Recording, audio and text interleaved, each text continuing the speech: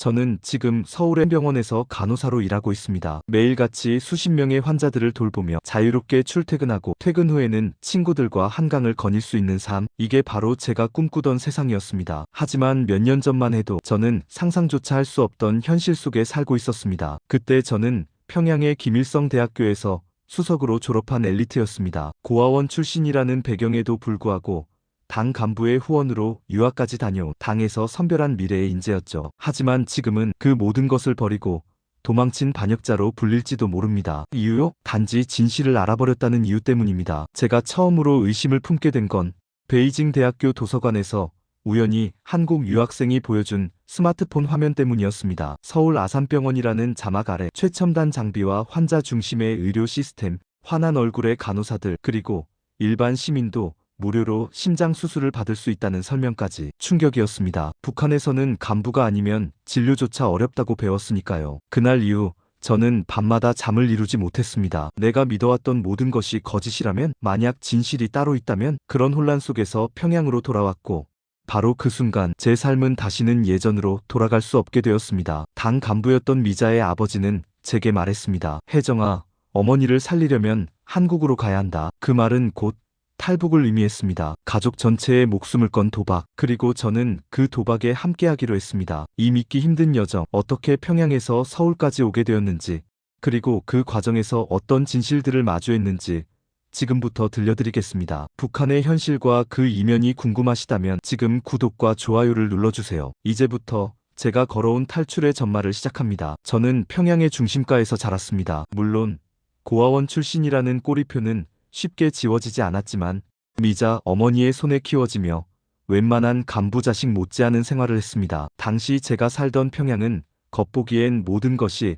질서정연하고 당의 은정 속에 사람들은 평온해 보였습니다. 새벽 6시가 되면 확성기에서 노동신문 사설이 흘러나왔고 사람들은 자동처럼 일터로 향했습니다. 저도 마찬가지였습니다. 김일성 대학에 다니는 학생으로서 규율과 통제를 당연히 받아들였고 사상학습은 매일같이 반복되는 일상이었습니다. 우리는 주체의 전사입니다. 수령 결사옹위의 길에서 한 생을 바칩시다. 교실마다 걸려있던 구호는 너무 익숙해서 더는 의심조차 들지 않았습니다. 김일성 대학은 말 그대로 엘리트의 산실이었고 저는 그 안에서 인정받고 싶어 몸부림쳤습니다. 고아원 출신이라는 이유로 조용히 더 열심히 공부하고 움직였습니다. 수업은 마르크스 마이너스 레닌주의 주체사상, 당정책 해설로 채워졌고 교수들은 절대 권위자였습니다. 하지만 어느 날 교양학 수업에서 질문을 던진 동무가 있었습니다. 선생님, 남조선도 사회주의 국가였던 시절이 있었지 않습니까? 그런데 왜 자본주의로 바뀌었을까요? 그 순간 교실은 얼어붙었고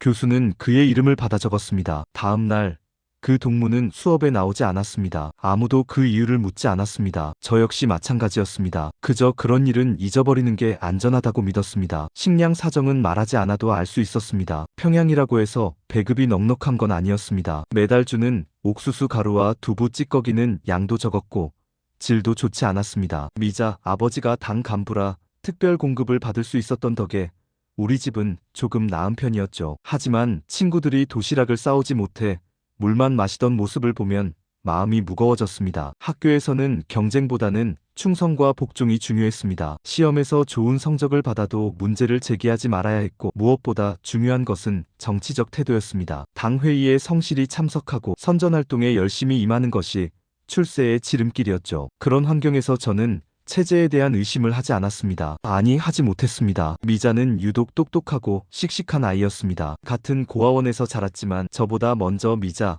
어머니의 인정을 받았고 그래서 저는 미자를 언니처럼 따랐습니다. 대학에 진학한 뒤에도 우리는 함께 공부하고 함께 웃고 함께 체제에 순응했습니다. 혜정아, 우리는 꼭 당에 충실한 인재가 되자. 언젠가는 남조선까지 통일시켜야 하니까. 미자의 말은 당연하게 들렸습니다. 그때만 해도 우리는 조선의 미래를 짊어진 엘리트라고 믿고 있었으니까요. 하지만 마음 한편에서는 설명되지 않는 불편함이 자라나고 있었습니다. 사상 학습 중에 나오는 미제의 만행이나 남조선 괴뢰들의 비참한 생활이라는 내용이 반복될수록 왠지 모를 의문이 피어났습니다. 왜 우리는 항상 미움을 배우는 걸까? 왜 다른 체제에 대해 이렇게까지 적대적이어야 할까? 당장 입 밖에 낼 수는 없었지만 그 작은 균열은 서서히 제 안을 파고들고 있었습니다. 그때는 몰랐습니다. 그 사소한 의문들이 훗날 제 삶 전체를 바꿔놓을 줄은요. 김일성 대학교 3학년 여름, 저는 평양의 미래과학자 양성반에 선발되어 특별연구실에서 일하게 되었습니다. 그것은 모든 학생들이 꿈꾸는 자리였고 저 역시 큰 자부심을 느꼈습니다. 하지만 그곳에서 겪은 일은 제가 체제를 바라보는 시선을 송두리째 바꿔놓았습니다. 담당 교수는 오랜 경력의 기술학부 간부 출신으로 말투는 부드러웠지만 눈빛은 날카로웠습니다. 처음엔 관심과 격려로 다가왔습니다. 고아원 출신인데도 수석이라니 대단하구먼. 당에서도 너를 주목하고 있어. 그의 칭찬은 부담스럽지만 동시에 뿌듯했습니다. 하지만 시간이 지날수록 그의 태도는 조금씩 바뀌었습니다. 하루는 늦게까지 실험을 하던 중이었습니다. 모두 퇴근한 시간, 저 혼자 실험실을 정리하고 있었는데 교수가 들어왔습니다. 고생 많다. 이런 성실한 동무가 있어. 우리 조국은 밝은 미래가 있지. 그러면서 제게 다가와 어깨를 만졌습니다. 저는 몸을 움찔했지만 아무 말도 할 수 없었습니다. 간부에게 불쾌감을 표현한다는 건 상상할 수 없는 일이었으니까요. 그날 이후 그는 종종 연구 외적인 부탁을 했습니다. 문서를 대신 타이핑하거나 그의 집으로 보고서를 가져가라는 일이 많아졌죠. 집에 갈 때마다 느껴지는 그 불쾌한 시선과 거리감. 그러던 어느 날 밤 교수는 노골적으로 말했습니다. 내가 널 어떻게 키웠는데 이 정도도 못해주나? 그 말이 떨어지는 순간 저는 모든 걸 내려놓고 도망치듯 빠져나왔습니다. 그 일이 있고 난 뒤 저는 한동안 강의실에 들어가는 것도 두려웠습니다. 하지만 더 무서웠던 건 그 사실을 누구에게도 말할 수 없다는 현실이었습니다. 미자에게조차 말하지 못했습니다. 어쩌면 나만 잘못된 생각을 한 것일지도 모른다는 자책감과 혹시라도 이 사실이 발각되면 모든 것이 끝날 수 있다는 공포가 뒤섞여 있었습니다. 며칠 후 학교 회관에서 열린 여성 학생 간담회에서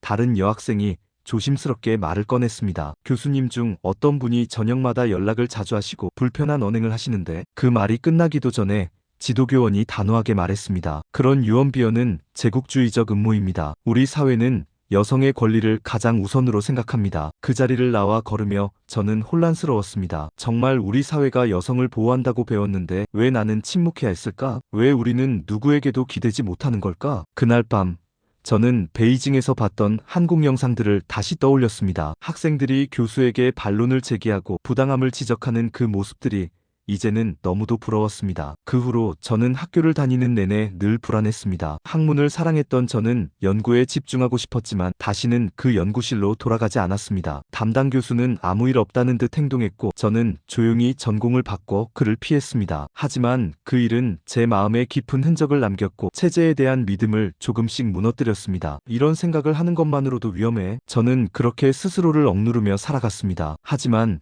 이미 제 안의 균열은 너무 깊어져 있었습니다. 그날은 평양에도 유난히 바람이 거셌습니다. 여름인데도 이상하게 싸늘한 바람이 제 피부를 스치고 지나갔습니다. 김일성 대학 정문 앞에서 교복을 입은 채 서 있었던 저는 모든 게 달라 보였습니다. 간부들의 차량 행렬, 구호를 외치는 학생들, 그 모든 광경이 마치 연극처럼 느껴졌습니다. 그리고 그 연극의 배우로 살아가는 게 더 이상 불가능하다는 생각이 들었습니다. 결정적인 계기는 미자 어머니의 상태였습니다. 갑작스러운 심장 통증으로 병원에 실려갔지만 의사는 고개를 저었습니다. 이건 우리 능력 밖입니다. 수술 장비도 없고 약도 없습니다. 간부였던 미자, 아버지도 방법이 없다는 듯 말없이 담배만 피워댔습니다. 저는 머릿속이 하얘졌습니다. 베이징에서 보았던 한국 병원이 떠올랐습니다. 거기서는 수술비 지원도 첨단 장비도 있었는데 며칠 뒤 미자 아버지가 저를 불렀습니다. 밤늦은 공원, 그 흔한 가로등 하나 없는 어둠 속에서였습니다. 혜정아,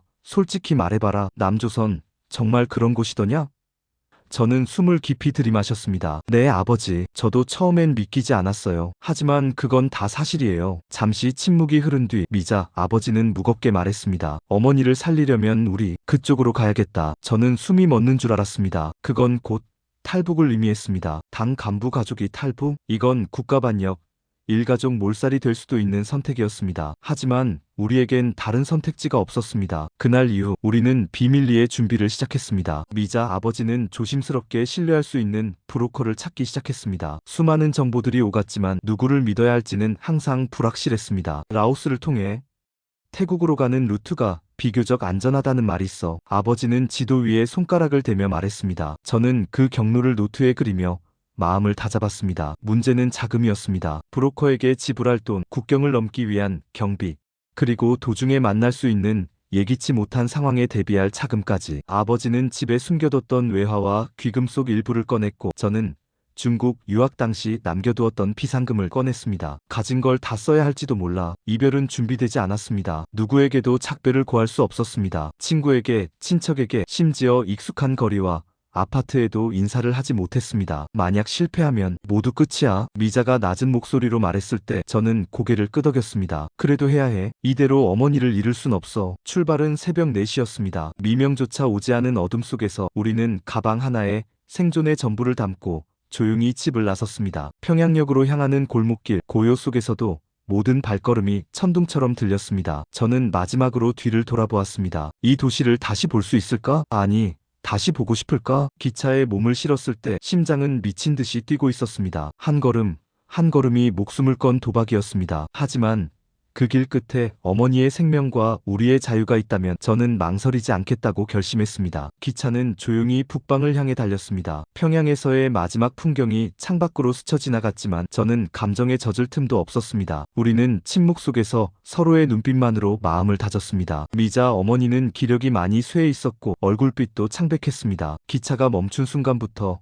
진짜 도박이 시작되는 것이었습니다. 국경 근처 도시에 도착한 우리는 곧장 예약해둔 여관으로 향했습니다. 겉으로 보기엔 출장 중인 간부 가족처럼 보여야 했기에 평소보다 더 조심스럽고 겸손한 태도를 유지했습니다. 웃지마. 눈에 띄면 안 돼. 미자 아버지는 속삭이듯 말했습니다. 우리는 마치 살얼음판 위를 걷는 사람들처럼 작은 발소리 하나에도 신경을 곤두세웠습니다. 두만강을 넘기 위한 시간은 정해져 있었습니다. 새벽 3시 순찰조가 교체되는 시간대였습니다. 브로커와의 접선 장소는 강가 인근 폐농가였고 우리는 어두운 밤을 틈타 그곳에 도착했습니다. 브로커는 체구가 작은 30대 남성이었고 입을 열자마자 긴장이 감돌았습니다. 오늘은 험할 수 있습니다. 순찰 강화됐어요. 하지만 지금 아니면 또 기약 없습니다. 강가는 안개가 자욱했고 시야는 10m도 되지 않았습니다. 조용히. 발소리 하나도 안 돼요. 브로커가 낮게 경고했습니다. 우리는 신발을 벗고 발에 천을 감싸며 걷기 시작했습니다. 물은 얼음장 같았고 발끝이 얼어붙는 듯 했습니다. 저는 휠체어 대신 미자 어머니를 업었습니다. 숨소리조차 내지 못한 채 발밑을 더듬으며 강을 건넜습니다. 중간쯤 도달했을 무렵 저 멀리서 빛이 깜빡였습니다. 손전등이다. 엎드려. 브로커의 외침과 동시에 우리는 진흙바닥에 몸을 붙였습니다. 바로 옆 수풀에서 인기척이 느껴졌고 발소리가 점점 가까워졌습니다. 저는 숨을 참으며 미자 어머니의 입을 조용히 막았습니다. 그녀의 숨결이 떨리고 있었습니다. 그 순간 개 짖는 소리까지 들려왔습니다. 그대로 있어. 브로커가 다시 신호를 보냈습니다. 수분이 수시간처럼 느껴졌고 드디어 발소리가 멀어졌습니다. 우리는 강의 마지막 지점까지 기어갔고 드디어 중국 땅을 밟았습니다. 하지만 기쁨도 잠시. 바로 이동해야 했습니다. 뒤쫓아올 수 있습니다. 빨리 차로. 우리는 기다리던 트럭에 몸을 실었고 낡은 포장 이불 아래에 몸을 숨겼습니다. 트럭은 산길을 따라 요동쳤고 우리는 이불 속에서 숨을 죽였습니다. 이따금 지나치는 검문소 근처에서는 엔진이 꺼졌고 우리는 숨을 멈췄습니다. 작은 틈으로 비친 순찰병의 총구가 너무 가까이 보였고 저는 손을 꽉 쥔 채 기도했습니다. 제발 제발. 수시간이 흐른 뒤 트럭은 중국 내륙의 어느 시골 마을에 도착했습니다. 그제야 브로커가 조용히 말했습니다. 지금은 안전합니다. 하지만 누구도 안도의 한숨을 쉬지 않았습니다. 우리는 이제 겨우 첫 관문을 넘었을 뿐이었으니까요. 앞으로 더 많은 위기가 기다리고 있다는 것을 모두 알고 있었기에 중국 땅을 밟은 순간 우리는 잠시 숨을 돌릴 수 있을 줄 알았습니다. 하지만 그것은 착각이었습니다. 북한을 벗어났다는 안도감도 잠시, 곧 더 깊은 공포가 밀려왔습니다. 여기는 자유로운 곳이 아니었습니다. 언제 공안에게 들킬지 모르는 땅, 말 한마디, 표정 하나에도 목숨이 달려있는 땅이었습니다. 브로커는 우리를 윈난성 쿤밍 외곽의 허름한 민가로 안내했습니다. 이틀만 여기서 숨읍시다. 낮엔 절대 밖에 나가지 마세요. 창문은 검은 천으로 가려졌고 TV나 라디오도 없었습니다. 전화도 사용할 수 없었습니다. 외부와 단절된 공간, 우리는 마치 유령처럼 숨어 지냈습니다. 미자 어머니는 열이 더 올랐고 기침도 잦아졌습니다. 그녀의 숨소리는 점점 약해졌고 저희는 병원에 가자는 말조차 꺼낼 수 없었습니다. 중국 병원에 가는 순간 신분 확인으로 체포될 위험이 있었기 때문입니다. 밤이면 브로커가 와서 다음 경로를 설명해줬습니다. 라오스로 넘어가야 합니다. 다음 트럭은 사흘 후 출발합니다. 비용은 추가로 필요해요. 그는 전보다 말투가 거칠어졌고 눈빛은 탐욕스러워졌습니다. 미자 아버지는 남겨둔 귀금속을 꺼냈지만 브로커는 비웃듯 말했습니다. 요즘 위험해져서 그래요. 이 정도로는 부족합니다. 그날 밤 우리는 긴 논의 끝에 남은 외화를 모두 내놓기로 했습니다. 저는 브로커가 우리를 버리고 도망칠까봐 밤새 잠을 이루지 못했습니다. 이 모든 여정이 한순간에 끝날지도 모른다는 불안이 목을 조여왔습니다. 문득 거리에서 사이렌 소리가 울렸습니다. 심장이 철렁 내려앉았습니다. 창문을 조심스럽게 열어보니 멀리서 공안 차량이 지나가고 있었습니다. 그 불빛만으로도 숨이 막혔습니다. 다음 날 아침 우리가 머물던 집 근처에서 실제 단속이 벌어졌습니다. 이웃 건물에서 외국인을 숨겨준 혐의로 중국인 가족이 연행된 것입니다. 브로커는 얼굴이 사색이 되어 들어왔습니다. 계획 변경입니다. 오늘 밤에 바로 이동합니다. 갑작스러운 출발에 짐을 챙길 새도 없이 우리는 서둘러 트럭에 올랐습니다. 트럭은 인적이 드문 산길로 접어들었습니다. 미자 어머니는 거의 의식을 잃은 상태였고 저는 그녀의 손을 꼭 붙잡고 있었습니다. 어디선가 들려오는 바람소리와 엔진 진동, 그리고 짐칸에 실린 짐들이 흔들리는 소리만이 귀를 때렸습니다. 혹시나 트럭이 멈추기라도 하면 바로 체포일 거라는 두려움이